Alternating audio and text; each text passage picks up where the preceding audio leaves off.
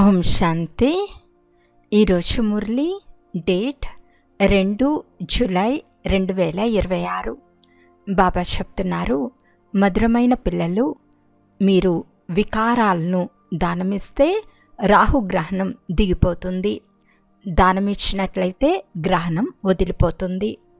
ఈరోజు ప్రశ్న: వృక్షపతి అయిన తండ్రి తన భారత్వాసి పిల్లలపై బృహస్పతి దశను కూర్చోపెట్టేందుకు ఏ స్మృతిని ఇప్పిస్తున్నారు? జవాబు: ఓ భారత్వాసి పిల్లల్లారా, మీ ఆది సనాతన దేవీ దేవతా ధర్మం అతి శ్రేష్టంగా ఉండేది. మీరు సర్వగుణ సంపన్నంగా 16 కళ సంపూర్ణంగా ఉండేవారు. సాగరుని పిల్లలైన మీరు కామచిత్పై కూర్చుని నల్లగా అయ్యారు. గ్రహణం పట్టింది. ఇప్పుడు నేను మిమ్మల్ని మరలా తెల్లగా అంటే పవిత్రంగా చేసేందుకు వచ్చాను. పాట: ఓం నమః శివాయ. ఓం శాంతి. ఎవరి మహిమ విన్నారు? అనంతమైన తండ్రి మహిమ. అతి ఉన్నతమైన తండ్రి పరంపిత పరమాత్మయే. లౌకిక తండ్రిని గురించి ఇలా చెప్పరు. సర్వాత్మల పారలౌకిక తండ్రి అతి ఉన్నతమైన వారని పిల్లలకు తెలుసు. వారి పేరే శివుడు. నామరూపాలు లేకుండా ఏ వస్తువు ఉండదు. ఈ సమయంలో అందరికీ రాహుగ్రహణం పట్టింది కనుక దీనిని ఇన్పయుగ ప్రపంచమని అంటారు. దశలు కూడా ఉంటాయి. బృహస్పతి దశ, శుక్ర దశ. ఇప్పుడు మీపై బృహస్పతి దశ ఉంది. ఎవరి మహిమ విన్నారో వారు అతి ఉన్నతమైన శివబాబా. వారి వాస్తవ నామం శివుడు. అనేక రకాలైన పేర్లు పెట్టారు. నిజమైన పేరు శివబాబా. నేను బీజరూపుణ్ణు, చైతన్యుణ్ణు అని తండ్రి అర్థం చేయిస్తున్నారు. వారిని సత్యము, చైతన్యము అని అంటారు. అంతేకాక వారిని సుఖసాగర్లు, ఆనంద సాగర్లు, శాంతి సాగర్లు అని కూడా అంటారు. మహిమంతా ఆ ఒక్క తండ్రిదే. భారతీయులే మహిమను గానం చేస్తారు, కానీ ఏమీ అర్థం చేసుకోరు. పూర్తి రాతిబుద్ధి గల వారిగా అయిపోయారు. రాతిబుద్ధిగా ఎవరు తయారు చేశారు? రావణుడు. సత్యుగంలో భారతీయులు పారస్బుద్ధి కలవారిగా ఉండేవారు. నేటికి 5000 సంవత్సరాల క్రితం ఈ భారతదేశం పారస్పురంగా ఉండేది. అందులో దేవీ దేవతలు ఉండేవారు.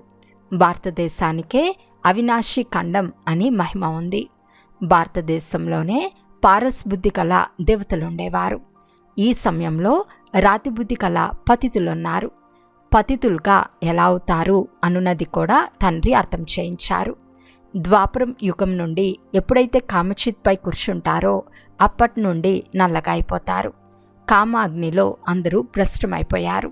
అందులో కూడా విశేషంగా ఇది భారతదేశానికి చెందిన మాటే. భారతదేశంలో పారస్బుద్ధి కల దేవతల రాజ్యం ఉండేది. దాన్ని విష్ణుపురి రామరాజ్యం అని కూడా అనేవారు. ఇది తండ్రి వచ్చి అర్థం చేయించారు.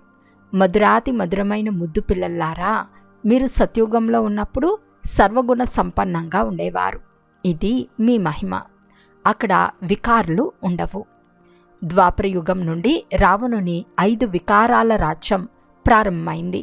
అనగా రామరాజ్యం పరివర్తనై రావణ రాజ్యంగా అవుతుంది. ఇప్పుడు గ్రహణం పట్టి ఉంది. భారతదేశం పూర్తి నల్లగా అంటే అపవిత్రంగా అయిపోయింది. బృహస్పతి దశ అన్నిటికంటే మంచి దశ. సత్యుగంలో భారతదేశంపై బృహస్పతి దశ ఉండేది.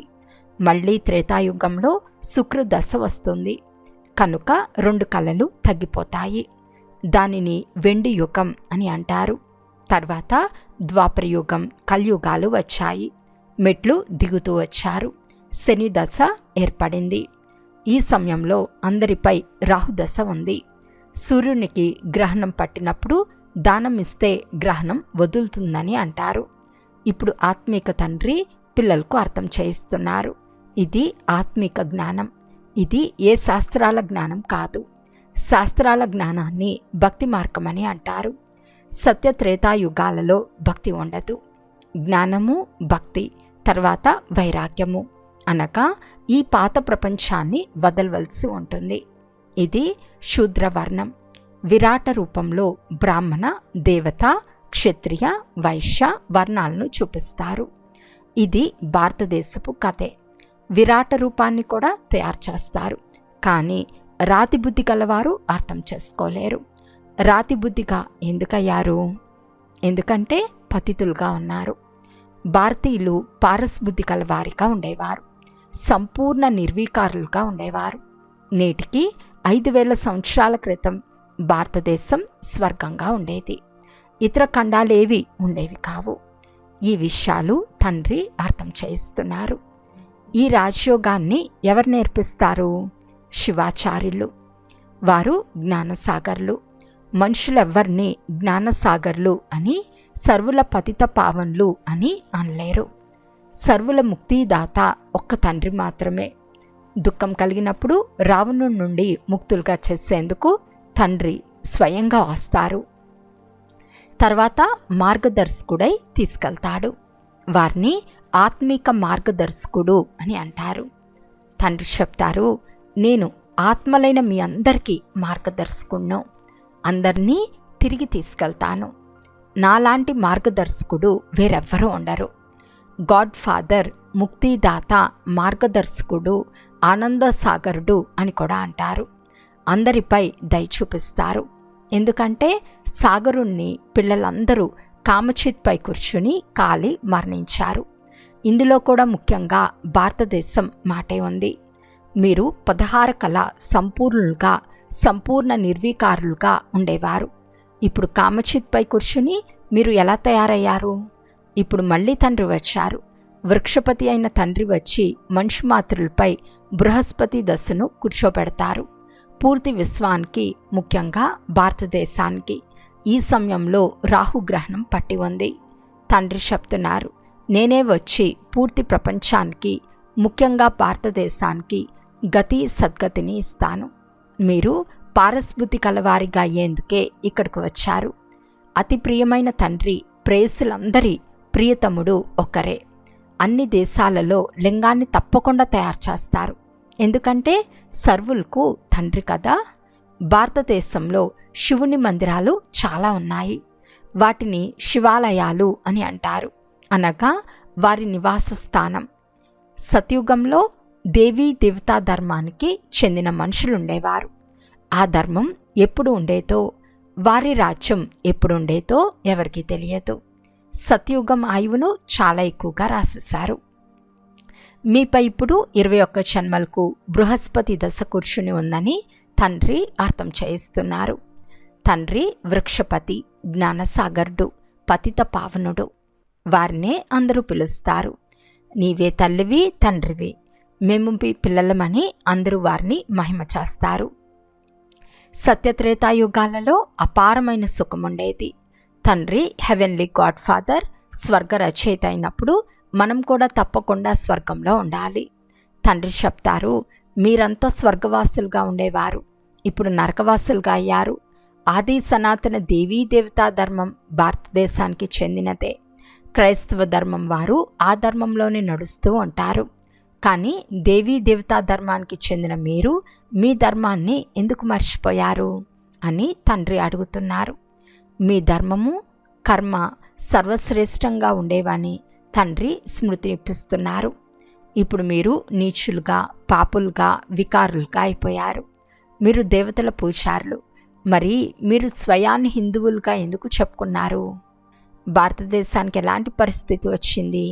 ఎవరైతే దేవతా ధర్మానికి చెందిన వారిగా ఉన్నారో వారు వికారులైన కారణంగా స్వయాన్ని దేవతలుగా చెప్పుకోవటం లేదు.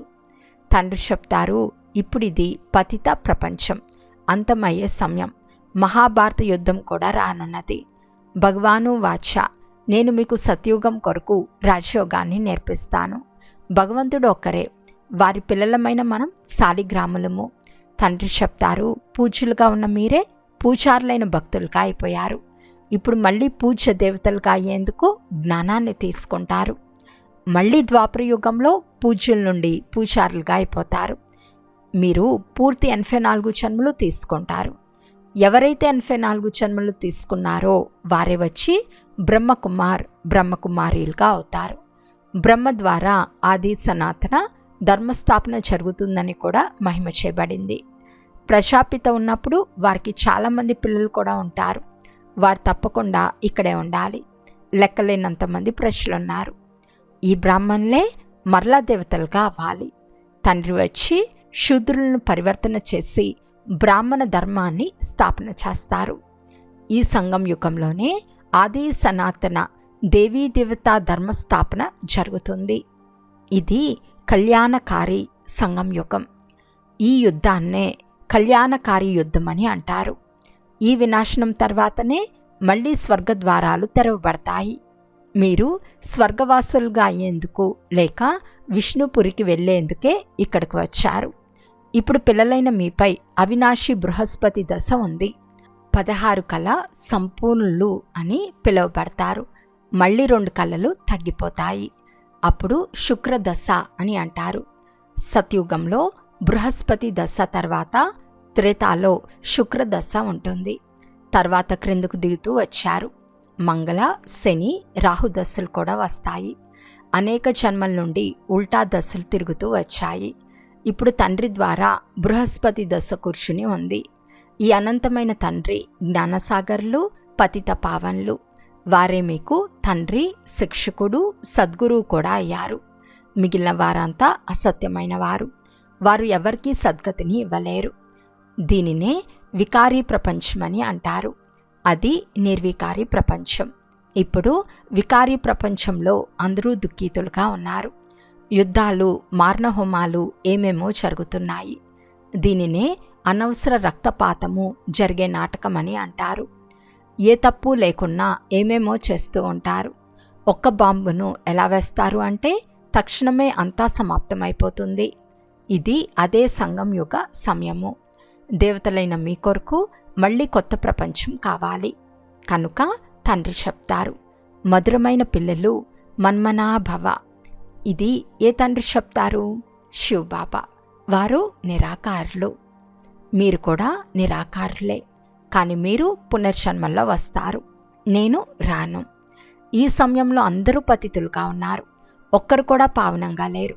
పతితులుగా అవనే అవ్వాలి. సతో రచో తమోల్లో దిగవలసి ఉంటుంది. ఈ సమయంలో పూర్తి వృక్షం శిథిలావస్థను పొందింది. ప్రపంచం పూర్తిగా పాతదైపోయింది. ఇప్పుడు మళ్ళీ దానిని కొత్తదిగా చేయవలసి ఉంటుంది. పతిత ప్రపంచంలో ఎంతమంది మనుషులున్నారో చూడండి. పావన ప్రపంచంలో చాలా కొద్ది మంది రాజ్యం చేస్తారు. అక్కడ ఒకే ధర్మం ఉండేది. వేరే ధర్మం ఏది ఉండేది కాదు. భారతదేశాన్నే స్వర్గం అని అంటారు. ఒక్క క్షణంలోనే సూర్యుడు, ఒక్క క్షణంలోనే చంద్రుడు అని మహిమ చేయబడుతుంది. సత్యుగంలో 9 లక్షల మంది ఉంటారు. తర్వాత మళ్ళీ వృద్ధి చెందుతూ ఉంటారు. మొదట చాలా చిన్న పూల చెట్టుగా ఉంటుంది. అదే ఇప్పుడు ఎంత పెద్ద ముళ్ళ అడవిగా అయింది. ఢిల్లీలో మొఘల్ గార్డెన్ ఎంత బాగుందో చూడండి. దానికంటే పెద్ద తోట ఏదీ లేదు. అడవి ఎంత పెద్దదిగా ఉందో చూడండి. సత్యుగం అనే తోట కూడా చాలా చిన్నది. తర్వాత వృద్ధి చెందుతూ చెందుతూ పెద్దదిగా పెరుగుతుంది. ఇప్పుడు అది ముళ్ళడివిగా అయిపోయింది. రావణుడు రావటంతో ముళ్ళగా అయిపోతారు. ఇది ముళ్ళడివి. పరస్పరంలో పోట్లాడుకుంటూ ఒకరినొకరు చంపుకుంటారు. ఎంత క్రోధం ఉంది. కోతి కన్నా హీనమని అనబడతారు. కనుక తండ్రి చెప్తున్నారు, నా ముద్దు పిల్లలు, మీపై ఇప్పుడు వృక్షపతి దశ ఉంది. ఇప్పుడు దానమిస్తే గ్రహణం వదిలిపోతుంది.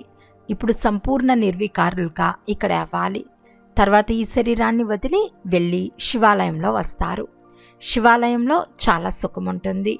దేవీ దేవతల రాజ్యం ఉంటుంది. సత్యుగాన్ని శివాలయం అని, కలియుగాన్ని వేశ్యాలయం అని అంటారు. ఈ వేశ్యాలయాన్ని రావణుడు స్థాపన చేశాడు. ఇప్పుడు తండ్రి చెప్తారు, పతితుల నుండి పావనంగా అవ్వాలి. ఎలా అవుతారు? త్రివేణిలో గంగలో స్నానం చేయటం వలన పావనంగా అవుతారా? ఇది అనేక జన్మల నుండి చేస్తూ వచ్చారు. కోట్ల కొలది మనుషులు వెళ్ళి స్నానం చేస్తారు. చాలా నదులు, కాలువలు, చెరువులు మొదలైనవి ఉన్నాయి. ఎక్కడ నీరు చూసినా వెళ్ళి స్నానం చేస్తారు. ఎందుకంటే స్వయాన్ని పతితులమని భావిస్తారు. ఇప్పుడు పారస్నాథుడు మీ బుద్ధిని బంగారం వల్లే చేస్తున్నారు. కనుక ఇలాంటి పారస్నాథుడైన తండ్రిని ఎంత ప్రేమగా స్మృతి చేయాలి. అచ్చా, మధురాతి మధురమైన అపురూపమైన పిల్లలకు మాతాపిత బాప్దాదాల ప్రియ స్మృతులు మరియు గుడ్ మార్నింగ్. ఆత్మిక పిల్లలకు ఆత్మిక తండ్రి నమస్తే. ఆత్మిక తండ్రికి ఆత్మిక పిల్లల యొక్క ప్రియ స్మృతులు మరియు నమస్తే నమస్తే నమస్తే. ధారణ కొరకు ముఖ్య సారము. ఫస్ట్ పాయింట్, ఈ ముళ్ళ ప్రపంచం నుండి పుష్పాల తోటకు వెళ్ళేందుకు ఏ వికారాలు ఉన్నాయో వాటిని తీసేయాలి. పారసంగా చేసే తండ్రిని చాలా ప్రేమగా స్మృతి చేయాలి. సెకండ్ పాయింట్, ఈ కళ్యాణకారి సంగం యుగంలో శూద్రుల నుండి బ్రాహ్మణులుగా మళ్ళీ దేవతలుగా అయ్యే పురుషార్థం చేయాలి. రాహుగ్రహణాన్ని దించుకునేందుకు వికారులను దానం చేయాలి. ఈరోజు వరదానము. సంగం యుగంలో ప్రతి కర్మను ఒక కళ రూపంలో చేసే 16 కళ సంపన్న భవ. సంగం యుగం విశేషంగా కర్మరూపీ కళను చూపించే యుగం.